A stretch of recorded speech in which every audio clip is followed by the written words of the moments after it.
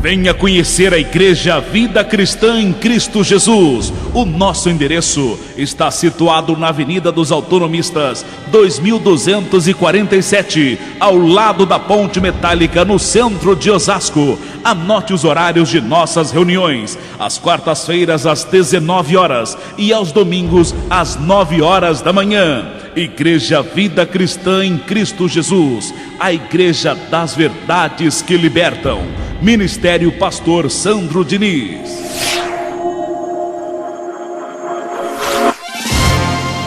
Pastor Sandro Diniz e a palavra de Deus para a sua vida.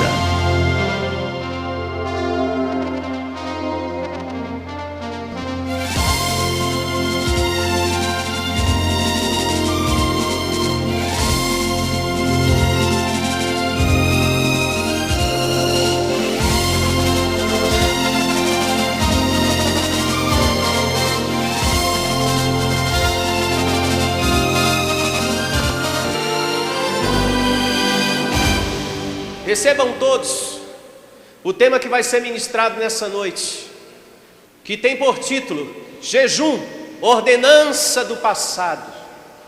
E nós temos aqui uma introdução que vai trazer um lampejo de grande entendimento acerca da questão que vamos abordar nessa noite. E aqui diz o seguinte, na introdução: durante o tempo da lei de Moisés, o jejum era um ritual praticado regularmente pelo povo de Deus, por razões específicas, para renovar as forças, para enfrentar as difíceis batalhas, para receber direção em tempos de crise pessoal, por tristeza, luto e dor. Essa prática de abster-se de alimento era total ou parcial, como bem descreve a Bíblia. Aí aqui nós temos um exemplo no livro de Esté, capítulo 4, verso 15 ao 16, que já está aqui na sua folha, que é justamente acerca do jejum total. Vamos ler. Então disse Esté: vai, ajunta a todos os judeus que se acharem em Suzã, e jejuai por mim, e não comam nem bebam nada por 3 dias, nem de noite nem de dia. Eu e as minhas servas também jejuaremos.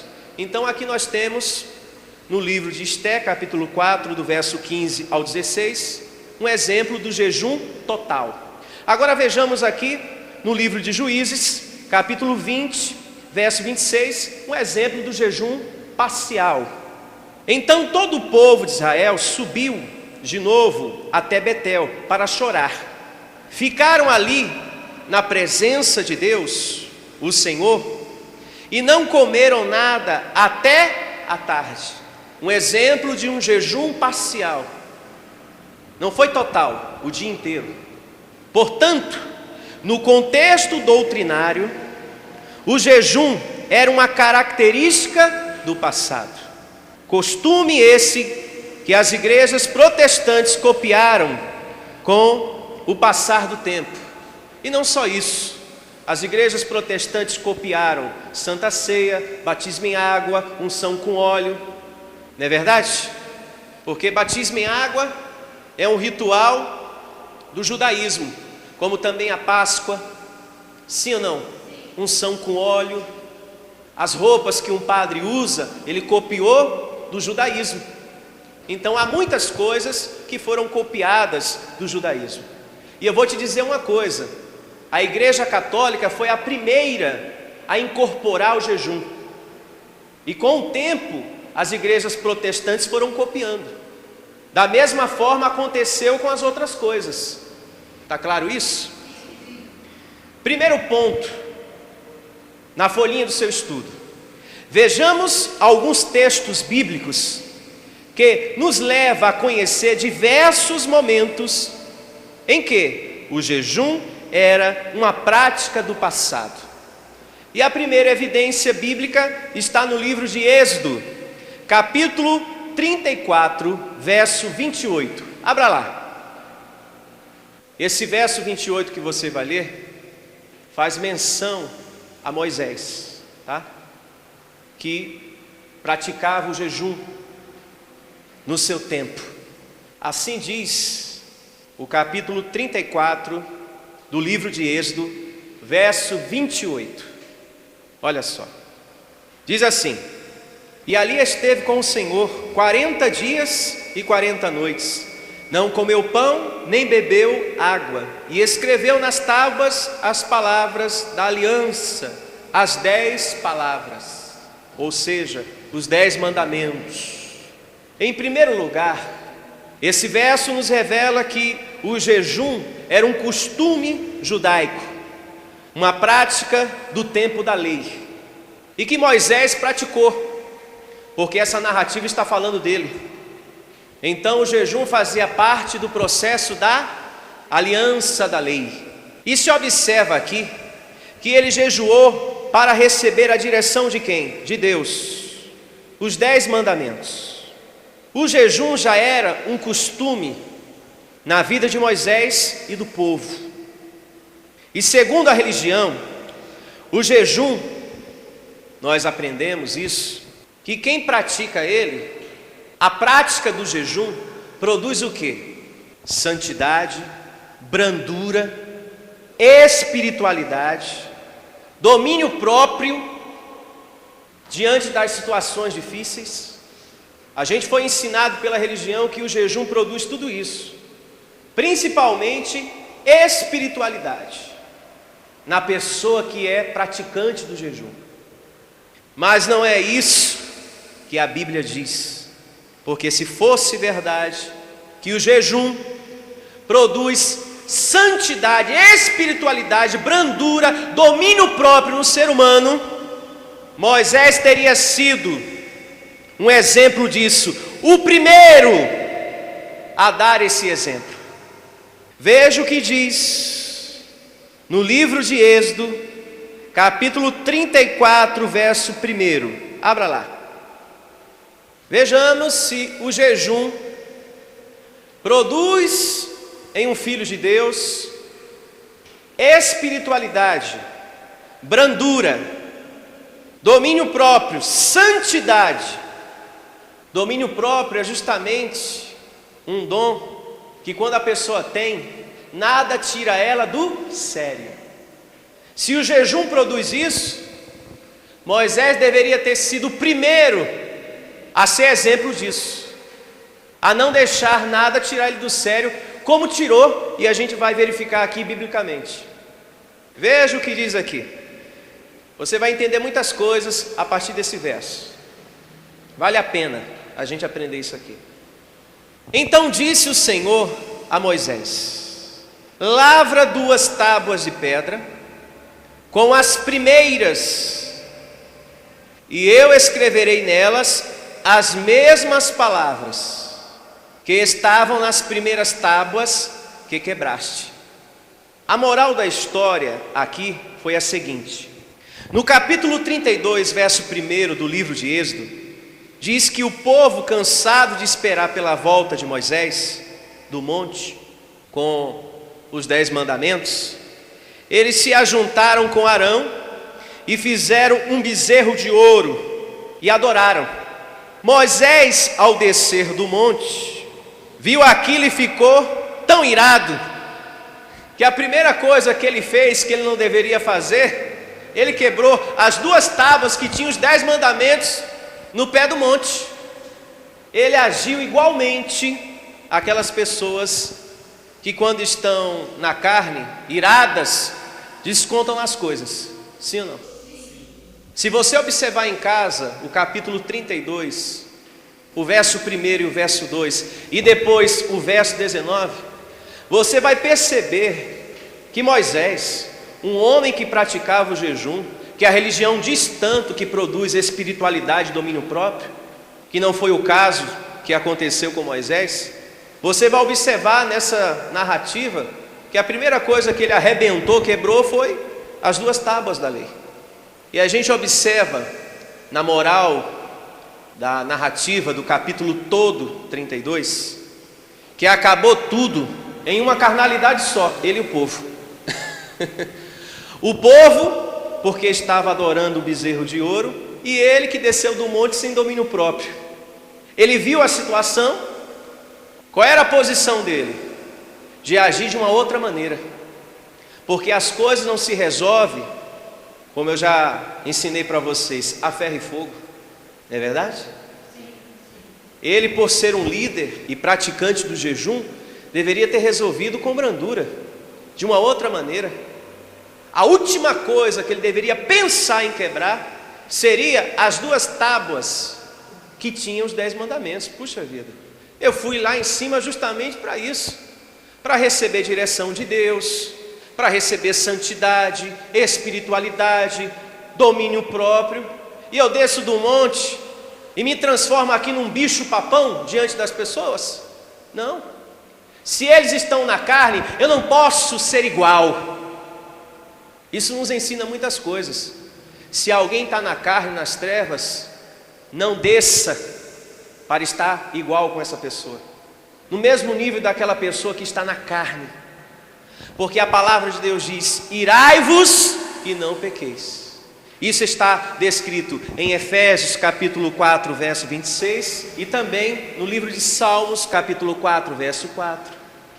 Você pode até sentir a raiva, mas não deixe ela dominar você, não deixe ela se transformar em um ataque.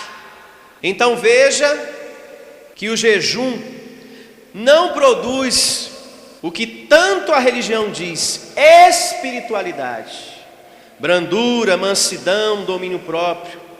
Pelo contrário, o apóstolo Paulo diz, quando ele escreve a carta aos Romanos, capítulo 4, verso 15, que a lei suscita ira. Eis aí a resposta para tanta ira que existia muitas das vezes em Moisés. Vejamos agora uma outra evidência bíblica que está na folhinha do seu estudo, ainda nos explicando acerca do jejum, uma prática do passado. E essa segunda evidência está no segundo livro de Samuel, capítulo 12, do verso 15 ao 17. Aqui nessa evidência que você vai ler, está falando de Davi. Davi também praticou o jejum no tempo da lei.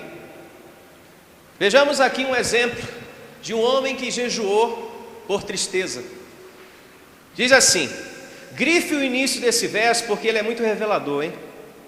Então Natã foi para a sua casa, e o Senhor feriu a criança, que a mulher de Urias dera luz a Davi. E a criança adoeceu gravemente. Buscou Davi a Deus pela criança. De que maneira? Praticando jejum. Jejuou Davi e entrou e passou a noite prostrado em terra. Então os anciãos da sua casa se achegaram a ele para o levantar da terra, porém ele não quis e não comeu com eles. Ao 7º dia morreu a criança. Até aqui. Aqui vemos que Davi jejuou por motivo de tristeza, de dor. Já no caso de Moisés, na leitura anterior, Moisés jejuou porque ele queria receber a direção de Deus, ele queria receber santidade, espiritualidade.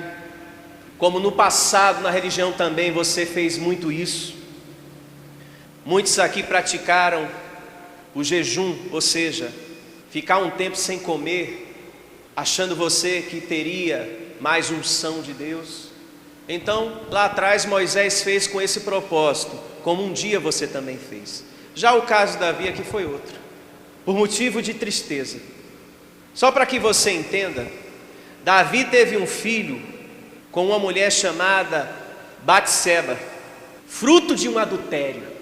E ficar em jejum seria naquele momento, para ele, uma maneira de se humilhar perante Deus, pedindo ajuda. Ele achava que através de jejum fosse resolver o problema. E aqui ele faz um jejum total, ou seja, prolongado, enquanto a criança estava viva. ele pensou da seguinte maneira: bom, enquanto ela estiver viva, eu vou continuar jejuando. Mas aqui diz que mesmo assim não resolveu. A criança o quê? Morreu. E é uma grande ilusão quem pensa que o jejum resolve alguma coisa. Um exemplo disso está aqui. Se fosse assim, se o jejum resolvesse tudo em nossa vida, principalmente livrar alguém da morte, os cemitérios estariam vazios. Começando pelo filho do abençoado aqui, Davi. Sim ou não? Um outro detalhe importante em tudo que nós estamos lendo aqui é que a Bíblia, a palavra de Deus, deixa bem explícito que foi Deus que feriu quem? A criança. Isso é muito importante a gente saber, porque todo ensinamento religioso aí fora é que quando uma criança morre, seja ela criança ou adulto, foi obra de quem? Do maligno, foi obra de Satanás. E aqui nós estamos observando com olhos iluminados, porque Deus está nos revelando coisas que estão por trás da letra, que Ele foi o responsável pela morte da criança, Deus mesmo. Embora seja uma palavra forte, falar que Deus tirou a vida da criança, embora seja uma palavra forte para muitas pessoas, mas Deus é soberano, como está descrito aqui, e tem poder sobre a vida de qualquer um, seja criança, seja adulto, seja um idoso. Deus tem soberania sobre qualquer um. É isso que o povo protestante lá fora precisa entender. Ah, fulano, você ficou sabendo? A criança de tal pessoa morreu, obra do maligno. Veja como Satanás está atrevido. Não existe um Satanás atrevido, existe um Deus que é soberano. Da mesma maneira que Ele levou essa criança, Ele também leva qualquer uma outra. E é justamente Ele que vai levar cada um de nós um dia para estar com Ele. Não é diabo tirando vida, é Deus no tempo certo levando. Ah, mas uma criança, o senhor acha que é tempo certo? Não vamos questionar isso. Departamento de Deus, para Ele é o tempo, embora pareça ser algo muito forte. Puxa vida, a criança foi ferida, morta por Deus. É uma palavra forte, mas está escrito na Bíblia. Agora vejamos o segundo ponto na folhinha do seu estudo, que diz assim: o jejum era um costume judaico que Deus já não se agradava mais. E a primeira evidência bíblica está no livro do profeta Jeremias, capítulo 14, verso 12. Abra lá. Vejamos agora esse segundo ponto. Livro do profeta Jeremias, capítulo 14, verso 12. E veja o que diz aqui. Palavras de Deus, uma reação de Deus com relação ao jejum. Quando jejuarem, não ouvirei o seu clamor. E quando trouxerem holocaustos e ofertas de manjares, não me agradarei deles. Eu os consumirei pela espada, pela fome e pela peste. Aqui nós estamos diante de um contexto em que o povo praticou o jejum porque estava em falha, em erro diante de Deus. E acreditavam naquele momento que praticando o jejum receberiam de Deus o perdão diante das suas falhas e diante dos seus erros.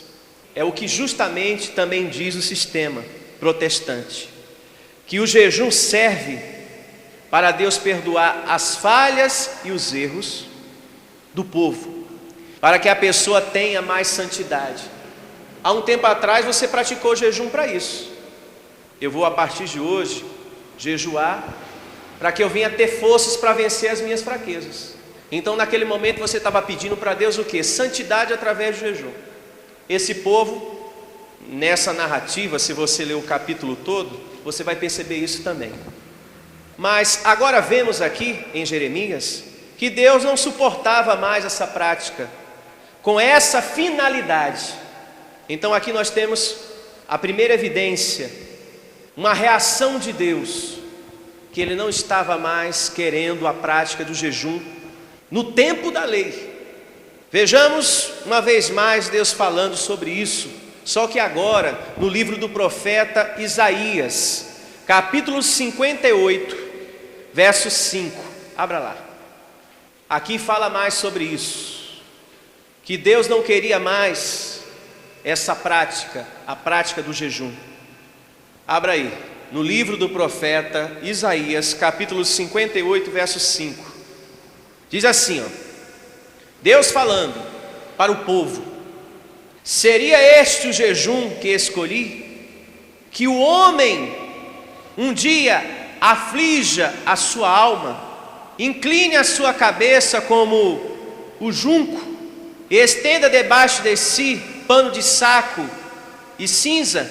Chamarias tu a isto jejum e dia aceitável ao Senhor?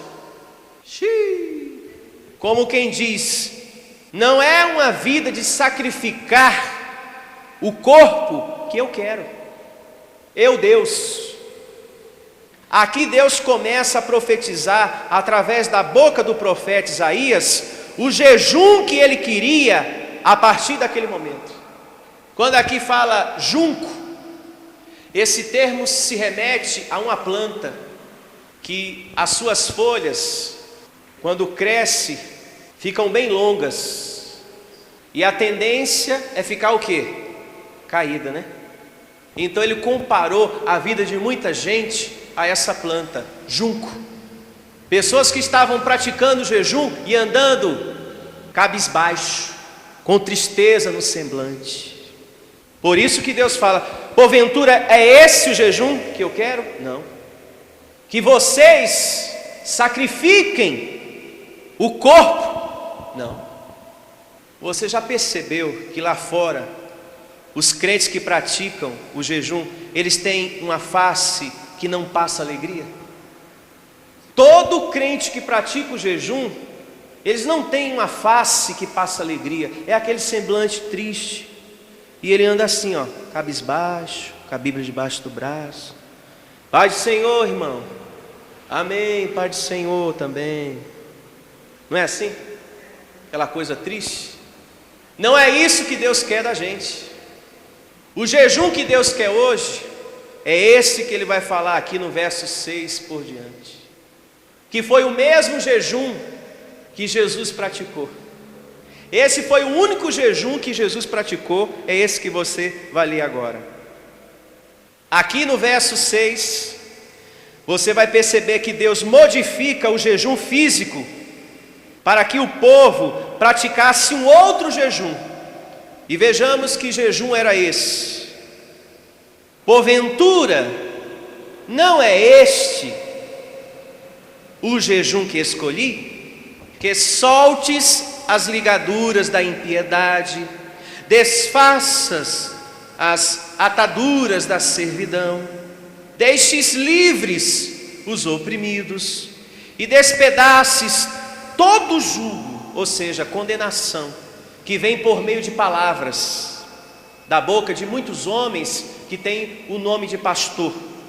Verso 7: porventura, não é também que repartas o teu pão com o faminto, e recolhas em casa os pobres desabrigados, e se vires o nu, o cubras, e não te escondas do teu semelhante.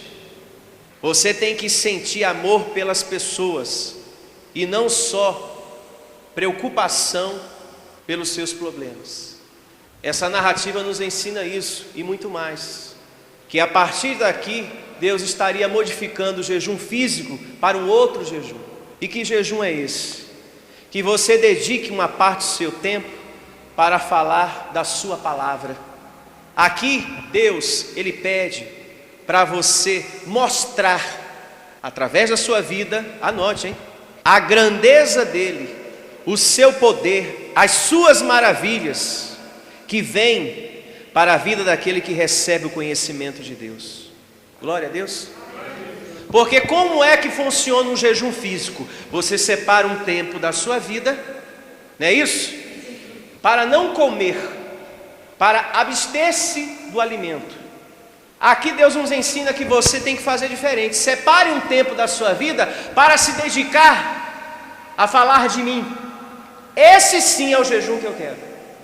Esse é o jejum que agrada a Deus. Que você, meu amado, seja um ponto de luz nesta terra. Deus tem feito muito por você, e Ele quer, através da tua vida, mostrar o seu poder, a sua glória para o sofrido, para aquele que está sendo enganado, em nome de Deus, com o jugo que diz aqui, ou seja, com aquela condenação em seu coração. Eu me faço entender? E você que serve a Deus vai sempre encontrar felicidade na caminhada da sua vida. Se você tem como objetivo não só receber, mas principalmente servir a Deus, na caminhada da sua vida você vai sempre encontrar felicidade e livramento e proteção e paz, saúde e tudo mais que você tenha como necessidade. Deus vai te dar em nome de Jesus, porque você está servindo a Ele. Amém? Vejamos agora a próxima evidência na folhinha do seu estudo. Nota: Jesus disse em parábola que não se pode misturar o velho sistema de judaísmo com a graça de Deus. Ou vivemos na lei ou vivemos na graça. Vejamos essa parábola que está descrita em Lucas capítulo 5, verso 36.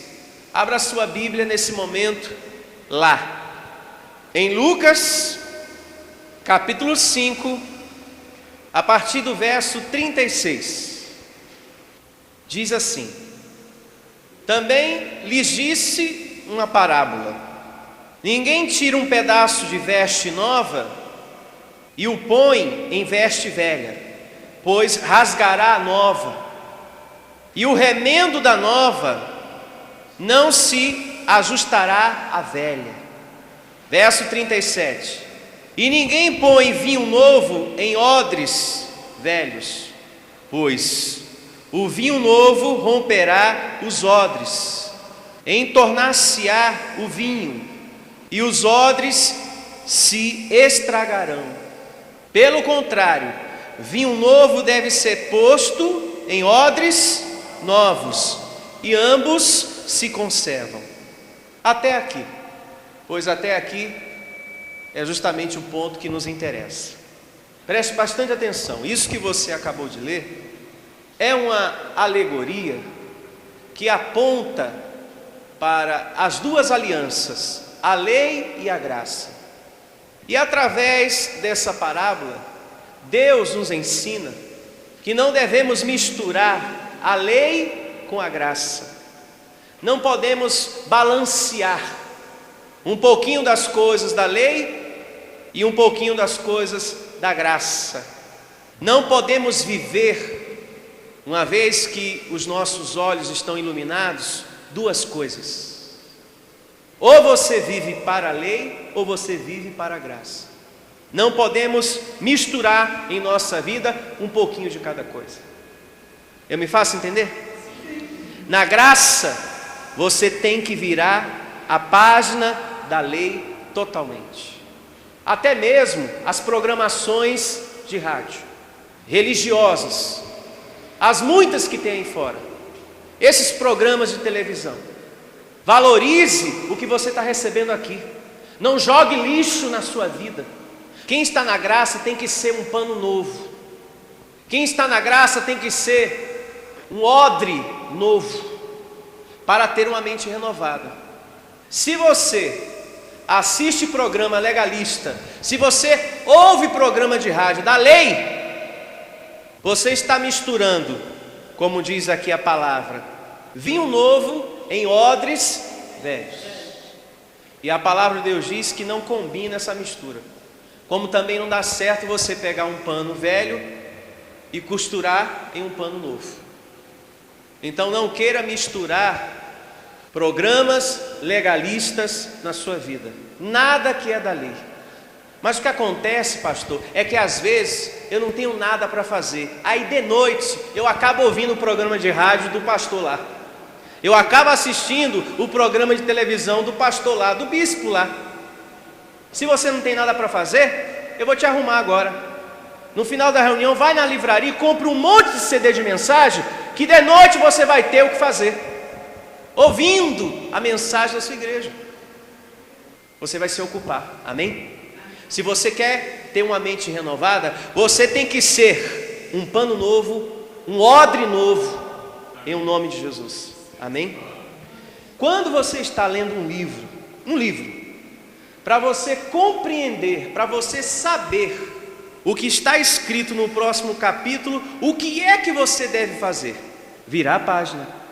Então, para você crescer abençoado na graça, para você ter uma mente transformada, uma vida conduzida em triunfo, para tomar posse da ministração de anjos, das promessas que Paulo recebeu do Cristo ressuscitado, você tem que virar totalmente a página da lei. Totalmente. E se Deus está usando a minha vida nessa noite uma vez mais para falar sobre isso, me motivando a falar, é porque você também, que está há mais tempo na fé ou menos, está precisando. Vejamos aqui na folhinha do nosso estudo o terceiro ponto. Jesus e os seus discípulos não jejuavam.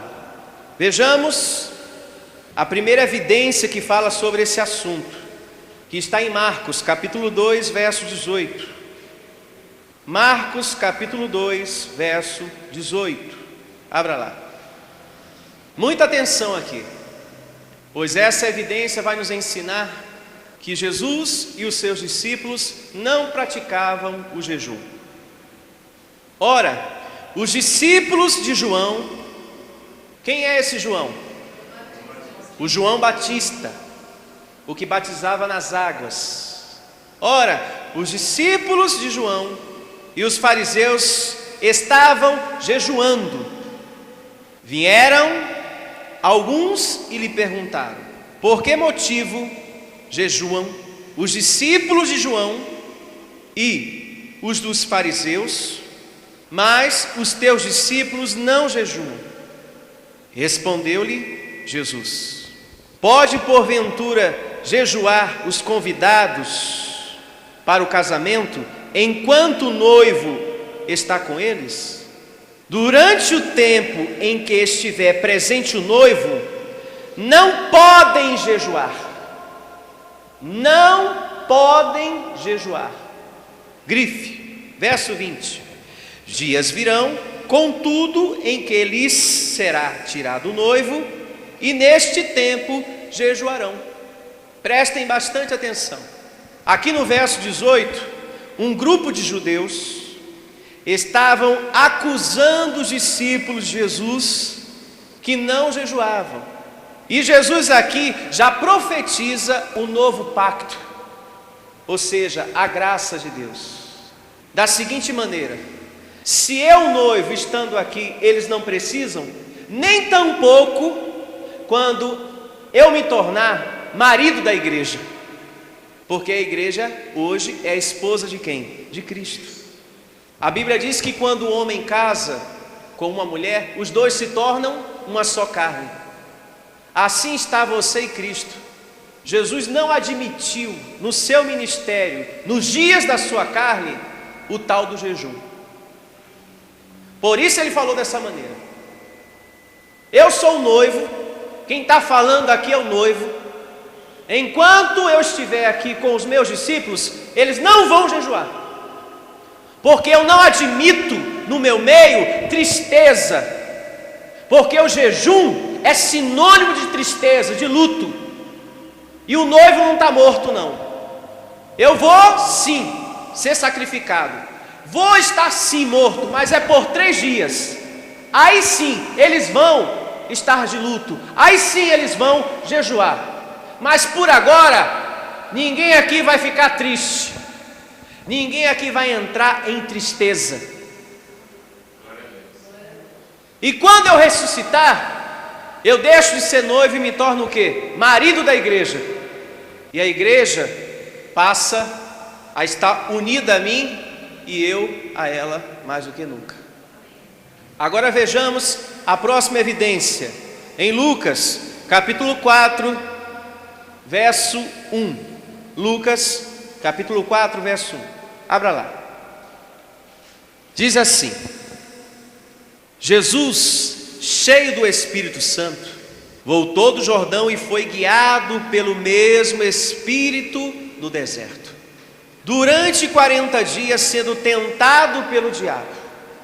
Nada comeu naqueles dias, ao fim dos quais teve fome. É importante que se saiba, nessa narrativa que você acabou de ler, que Jesus aqui ficou sem comer por causa das condições do lugar. Em nenhum momento a Bíblia está ensinando que Jesus jejuou por vontade própria. Em nenhum momento. Como se prega nas igrejas protestantes lá fora. Porque eles ensinam que Jesus fez um propósito de jejuar. E se observa aqui que em nenhum momento ele declarou um jejum por vontade própria. Ele se sujeitou às condições do lugar que ele estava. Obrigatoriamente ele ficou sem comer porque não tinha comida e não tinha água para beber. Ele estava no deserto. Ele foi levado pelo Espírito Santo para onde? Para o deserto. E mais, o sistema ainda diz que foi o diabo que pegou pela gola da camisa de Jesus e vamos para o deserto agora. Pegou pelo colarinho, vai Jesus, vamos que agora tu vai ver o que é bom para tosse. E saiu arrastando Jesus, e Jesus, não, me solta diabo, não solto. Solta, não solto, solta, não solto. Não, quando eu te colocar lá no alto eu vou pedir para você pular e de lá você resolve. E se você não confere coisas espirituais com coisas espirituais, você acaba sendo enganado em nome de Jesus. E você sai com a sua mente contaminada com aquilo. Bom, o pastor ensinou que Jesus foi levado pelo diabo e pelo colarinho. Amém, glória a Deus, aleluia. Você vê, hein? Tudo errado.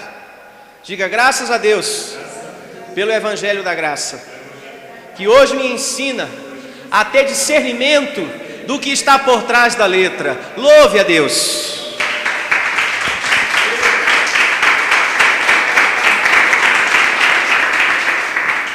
Vejamos a próxima evidência na folhinha do seu estudo. Marcos, capítulo 9, verso 29. Abra lá. Vamos ver uma outra evidência. Em Marcos capítulo 9, verso 29. A igreja Vida Cristã em Cristo Jesus veio para restaurar a mente do povo de Deus. Para que ninguém mais seja enganado por homens religiosos, em nome de Jesus. Pois bem, vejamos aqui a evidência que está em Marcos, capítulo 9, verso 29. Respondeu-lhes: esta casta não pode sair senão por meio de oração e jejum. Esse verso no seu finalzinho, ele contém um defeito na sua construção, porque a palavra jejum na sua Bíblia, ela aparece entre conchetes, mas a palavra jejum não aparece no original grego. Essa palavra não existe. E é do grego que se traduz a Bíblia para o português.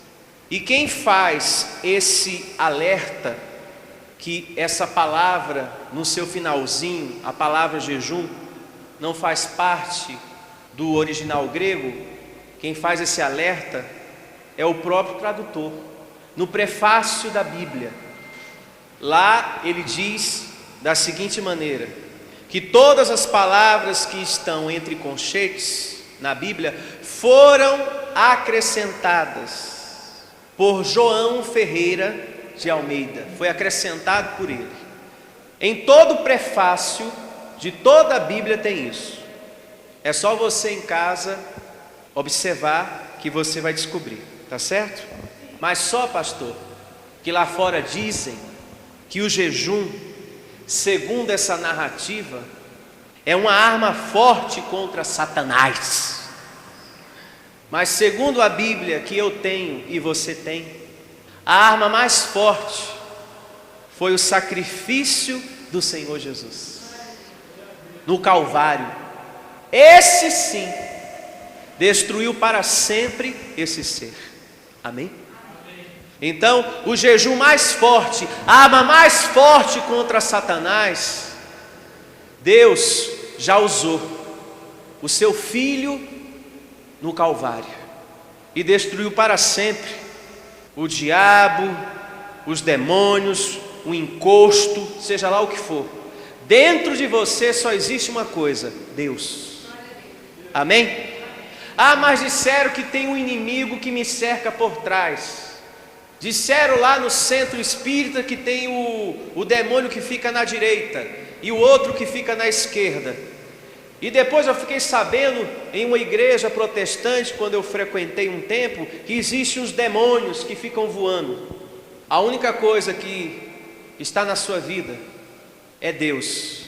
E fora dela, diz a palavra de Deus, que o que te cerca por trás e por diante são os anjos.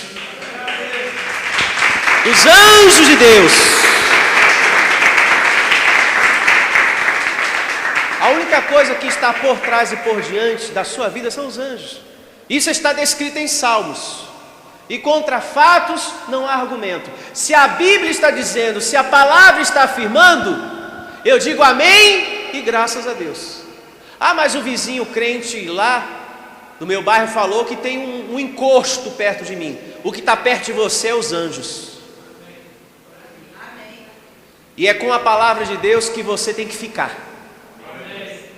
Amém? Alguém aqui está afim de trocar? Não. Pastor, eu prefiro ficar com a palavra que tem um demônio perto de mim.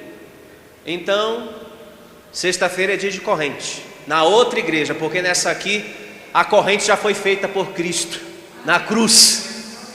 Ali ele já fez a corrente que quebrou todo o poder das trevas. Ser cristão é você crer naquilo que Cristo fez por você. E muitas foram as coisas que Cristo fez ao nosso favor. Nos abençoou, nos tornou herdeiros das promessas, templo do Espírito Santo, te deu poder e autoridade para chamar à existência os anjos de Deus ao teu serviço, te deu salvação eterna, te tornou luz do mundo. E lá em Hebreus diz, capítulo 1, que você tem a unção do Cristo para todo sempre. Cristianismo é isso, crer nessas coisas. Falar ao contrário disso não é cristianismo. Notas finais na folhinha do seu estudo. Diz assim: o apóstolo Paulo não praticava o jejum no pacto da graça. Vejamos a primeira evidência a esse respeito. Segunda carta de Paulo aos Coríntios, capítulo 6, verso 4. Segunda carta de Paulo aos Coríntios, capítulo 6, verso 4. Aqui nós temos a primeira evidência bíblica que comprova que Paulo, o apóstolo da graça, não praticava o jejum depois da cruz. Olha só, isso é muito importante, hein? Compreender isso aqui. Pelo contrário, em tudo recomendamo-nos a nós mesmos, como ministros de Deus. Diga eu recebo. E veja qual é a recomendação para você, ministro de Deus. Na muita paciência, nas aflições, nas privações, nas angústias. Paulo falou dessa maneira, e hoje, nessa noite, o Espírito Santo fala para o nosso coração. Tenha muita paciência nesse momento da sua vida. Coloque em prática o que você aprendeu domingo. Se você está observando a palavra da graça para viver, isso vai promover um batalhão de anjos ao teu favor. E eles vão tirar todo o peso que está na sua vida hoje. É só você observar e fazer tudo direitinho, que você vai ter, meu amado, sempre o exército de Deus ao teu serviço, os anjos. Verso 5, uma vez mais o verso 4, vamos ler tudo do começo de novo. Pelo contrário, em tudo recomendamo-nos a nós mesmos, como ministros de Deus, na muita paciência, nas aflições, nas privações, nas angústias, nos açoites, nas prisões, nos tumultos, nos trabalhos, nas vigílias, nos jejuns. Muitas pessoas pensam que Paulo, por conta desse termo que aparece aqui, muitas pessoas pensam que Paulo jejuou por vontade própria, para de repente ter mais unção da parte de Deus, ou de repente se tornar um homem mais espiritual. Há muitos pregadores que pensam dessa maneira, mas não é isso que ensina essa narrativa. Paulo estava sofrendo perseguição, diga perseguição. E por conta disso ele ficou sem comer, muitas vezes. Ele ficava sem comer horas, como também ficava muitos dias sem se alimentar, porque não tinha o que comer. Ele foi muito perseguido por causa do evangelho que ele desbravava, que ele defendia, que ele dizia: olha, o evangelho que Deus me deu não se alegra com a injustiça. Enquanto eu tiver vida, eu vou combater o bom combate. Não é mais para viver na lei, é para se viver na graça. Não é mais para viver em sacrifício, porque na graça já estamos abençoados para sempre. Ele defendeu essa causa, e por conta disso ele foi perseguido, ele foi preso, e ele foi privado de muitas coisas. Ele passou muitas noites sem dormir, por isso que aqui diz, nas vigílias. Ele apanhou, ele sofreu, ele comeu o pão que a vida amassou.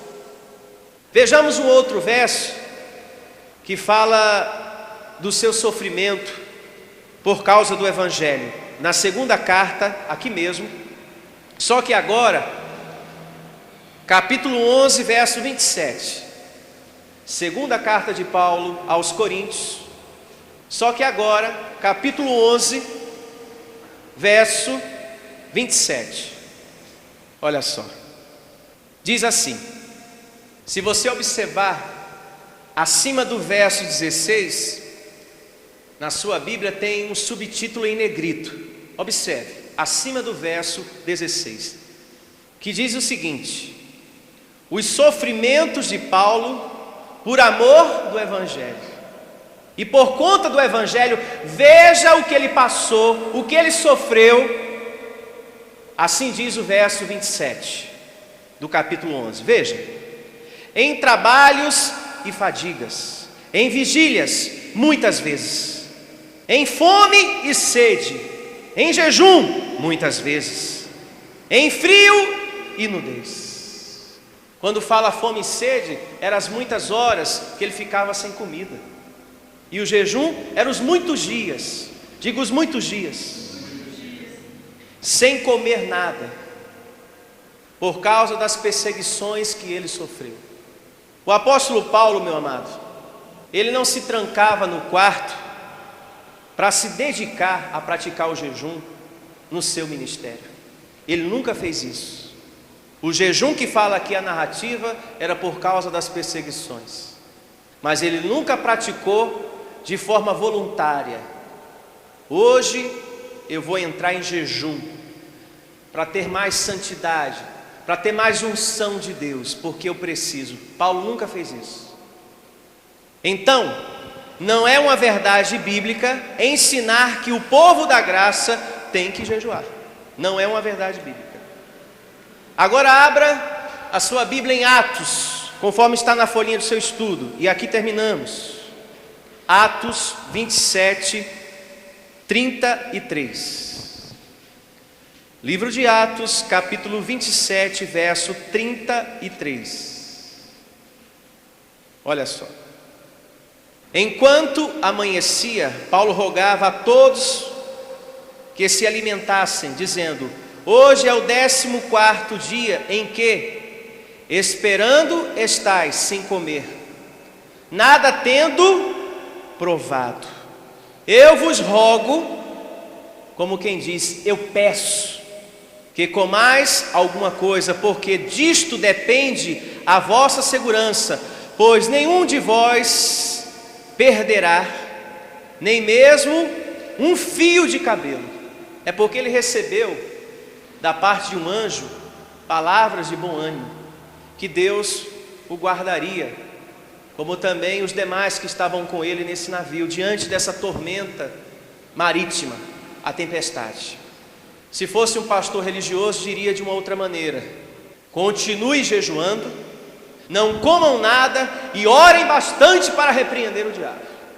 Todo mundo orando, sem comer nada. Paulo sabia que levar as pessoas a se abster-se de alimento, não haveria nessa prática nenhum poder nisto. Por essa razão ele falou: gente, vamos comer.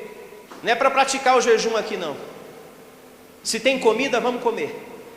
Não é ficar sem comer que a gente vai receber poder de Deus. É comendo e confiando e declarando que vem o poder de Deus através dos anjos. E o anjo de Deus já me falou que nenhum aqui vai se perder, em o nome de Jesus. Amém?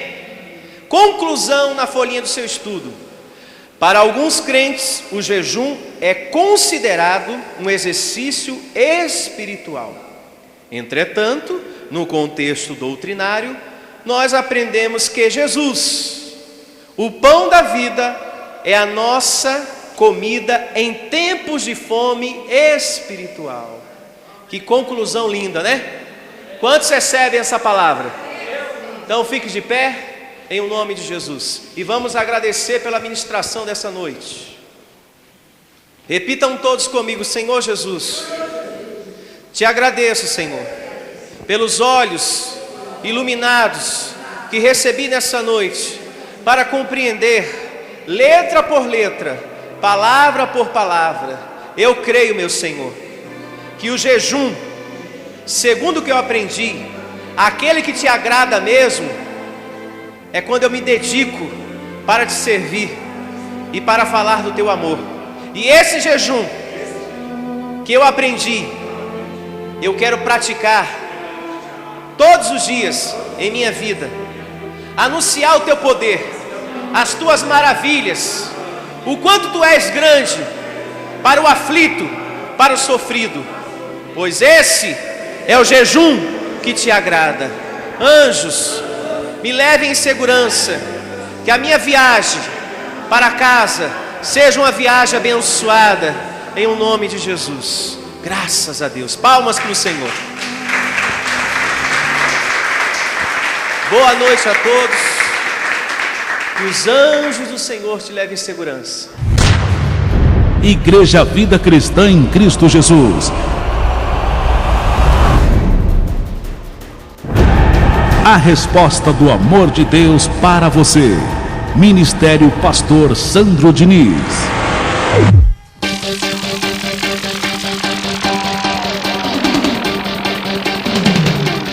Anote este e-mail: sandro.diniz@itelefonica.com.br. Mande sua mensagem: sandro.diniz@itelefonica.com.br.